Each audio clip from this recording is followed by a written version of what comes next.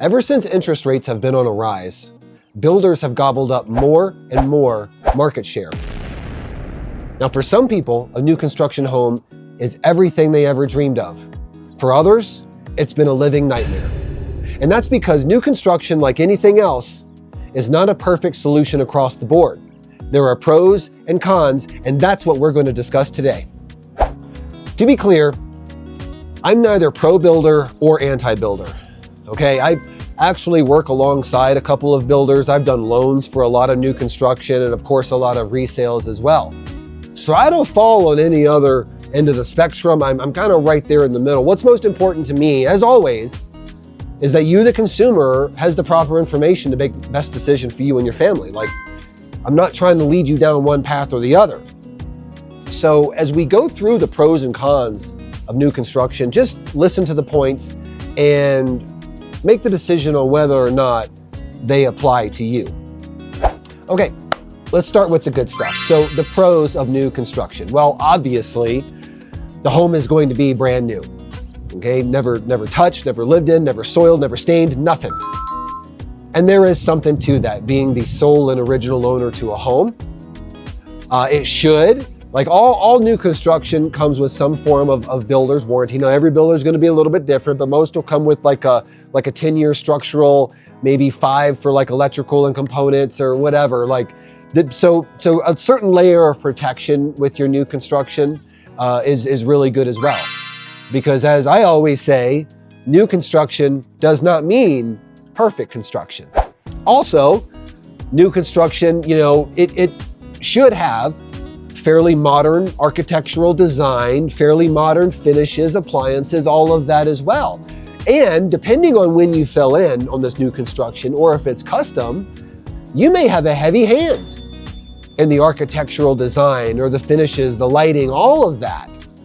And some people, that's a dream, is to build the home exactly the way they want it. And there's something special about that. There's something unique and powerful about that. And many builders will allow you to go up the wazoo with the upgrades. Now, you got to monitor the cost, right? But you can customize a home down to the gnat's ass detail, okay? And I've done it with one of my homes to a certain extent. And admittedly, it was a lot of fun. It was a lot of fun going to the design center and looking at all the different flooring and the countertops and the shades and all the options and mix and match and this color, that color. It was fun. I don't really get into that kind of stuff. I mean, I was in the military 20 years. Give me a barracks room, I'm A-okay. But it was fun. And I understand why people really want to have that undertaking for themselves. Another thing that's popped up in recent years too is energy efficiency. So your new homes, broadly speaking, are far more energy efficient than those built 15, 20, 30 years ago. Like the window panes are better, the insulation's better, so you'll save money, you won't burn, through resources.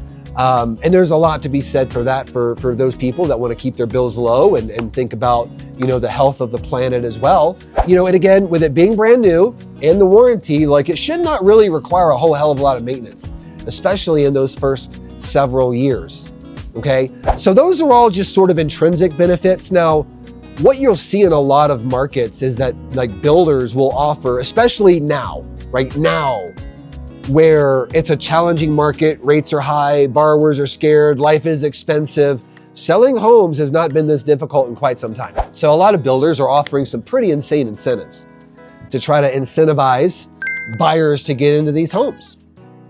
And I'm seeing, $15,000, $20,000, $25,000 towards closing, free upgrades. Really, if you can name it, I've seen it.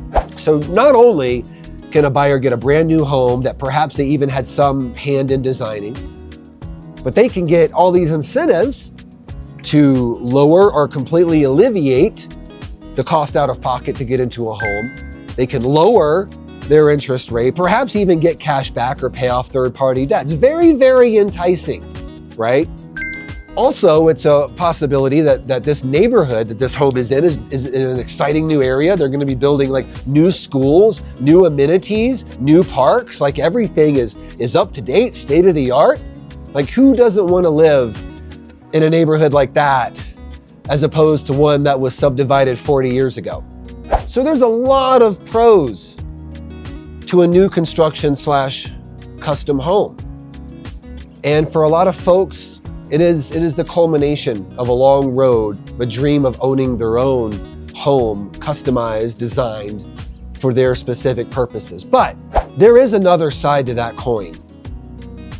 And before, you get stars in your eyes and you just start blindly signing your name, you go to the design center, don't do that. You take a real hard look at these cons and make sure that it's the right decision for you. Now, here we go. Running through the bad stuff. Okay, first and foremost, you are paying at the very tip top, perhaps even exceeding the market value for that home. That's just the way it is. It's shiny, it's fancy, it's brand new, so they're automatically gonna list it way up there. The cost of building these homes has risen in recent years. Also, all these fancy incentives they throw out, the thousands of dollars, the interest rates, this, that. Guess what? It ain't coming out of their profit margin. It's baked into the cost of that home, trust me. So while it is good to get those things up front and there's a lot of value in that, you have to keep in mind that you are essentially financing it to yourself to some degree or the other. Okay, don't forget that. And here's the reason I mentioned the cost of the home altogether, especially for military, active duty, and military communities and I'm gonna tell you, this has played out hundreds of times in this market back here, which is Colorado Springs. A lot of builders here, service member will purchase a new build, get all the great incentives, all that, PCS in 30 months. They try to sell, they can't do it. Why? Well, they paid at the absolute apex of market value. Oh, by the way, got that funding fee layered in there. So not only did they pay at the top of market value, but then they actually start underwater just a little because of the funding fee. Challenge number one, in 30 months, you likely will not have the equity to sell that home and make money or perhaps even break even. Okay, challenge number two, those builders aren't gonna stop building just because you bought your home. Oh no, they're gonna keep on going. So when you try to list that home, you're actually going to compete with the same builder you bought it from. So if you are a new buyer and you got two options, I'm looking at your home, 30 months old, okay, looks great, good design, kind of lived in.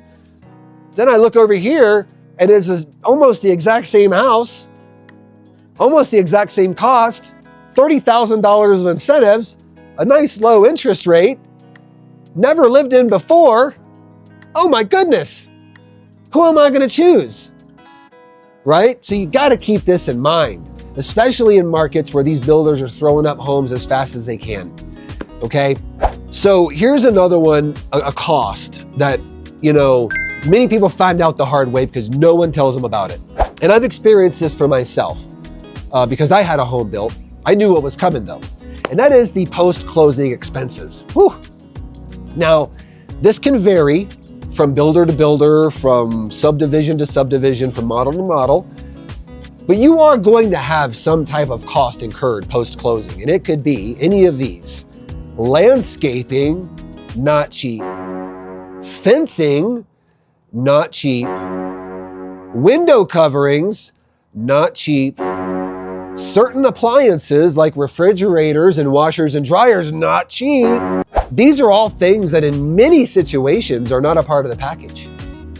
So landscaping, I'll tell you how it worked at this house that I'm in right now is, we bought it and then they're like, well, you have until the end of the following summer to have your home fully landscaped.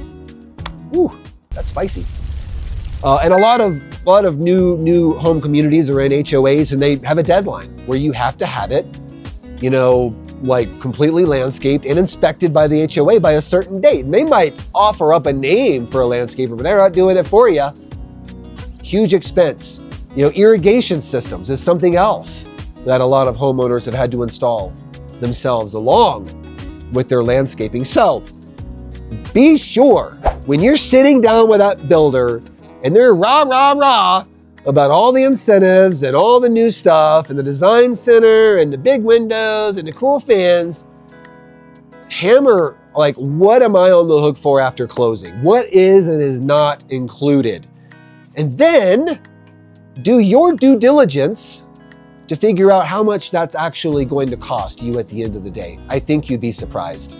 So another thing with new construction, especially in areas where, weather can have an impact, or like labor or material shortages can have an impact, is delays. Oh, no. The builder I work with here in Colorado Springs, Mayberry, they're pretty good about, they tell you 5 or 6 months, they complete it in 5 or 6 months. However, I've encountered many more.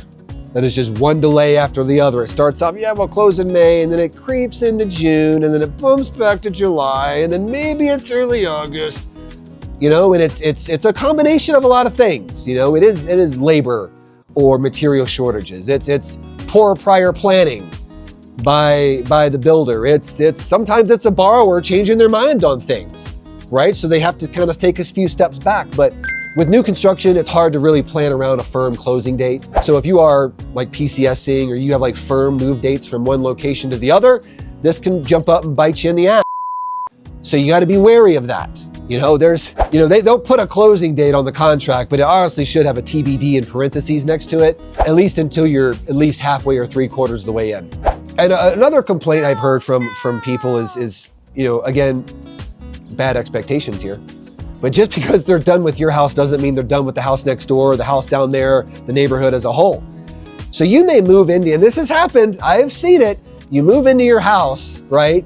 And it's great, but the entire area around you is a freaking construction zone. Dump trucks, cranes, hard hats, everywhere for 6 months, 12 months, 18 months. I legit have seen this. So keep this in mind too. When you go to look at your lot, or if it's already in the process of being built, your house, take a good look around. If there's blank patches of dirt to the left and right across the street, they're not gonna stay there. If there's no sidewalks, they're coming in, okay? Like, make sure that you have the capacity to live in that type of environment for an extended period of time, because it can get loud, noisy, super dusty. Not exactly going to want to have friends over. Not exactly going to want to take your Christmas pictures out in the front yard. So it's just something that you're going to have to deal with. Last thing I'll harp on is again, new construction, new community, new area, new things. New things being sidewalks, street lamp, fire stations, schools, police departments, like all these things required for a neighborhood to thrive. All that is going to be built into your tax assessments, okay? So your property taxes in a new construction area, again, there's no concrete rule here, but they will absolutely be higher than they are in a more established community that's 10 to 15 years old. So here's the reason I mention that. Is escalated property taxes, of course, are going to drive up your monthly payment, but it's also a nice chunk of your closing costs too, because since you watch my videos, I know you know this, you're going to prepay anywhere between 3 to 4 to 8 or 9 months of property taxes as part of closing to go in your escrow. And there's a big damn difference between $150 a month and $350 a month. And some builders, not all, but some builders will try to mislead you a little bit on what those property taxes are at the end of the day, because when they start construction, that site will be assessed as raw land. So the taxes aren't going to be bad. When at some point, it's going to be reassessed as a dwelling, and that's when it goes, okay? So make sure that you're okay with those higher property taxes, with what it's going to do to your monthly payment, what it's going to do to your cash to close. Okay? Most people understand that that's just part of it. Others have been caught by surprise. In fact, there's a builder out here in Colorado Springs a few years back that was sued because they were purposely misleading borrowers on what the property taxes were going to be, and then letting them find it out the hard way when an escrow notice came in the mail 6 or 9 months later down the line. These people are out there, man. So, okay, these are pros and cons. You know, if you want to run through any of these, you know, if you want to hear about any of my experiences, either on my side, having a home built, or helping buyers through this process, or spot checking their process with other lenders and other builders, please reach out. I'll be more than happy to set up a phone consult. We can talk any of this through. Again, new construction can be a dream for some and a nightmare for others. We got to make sure you know which one it's going to be for you.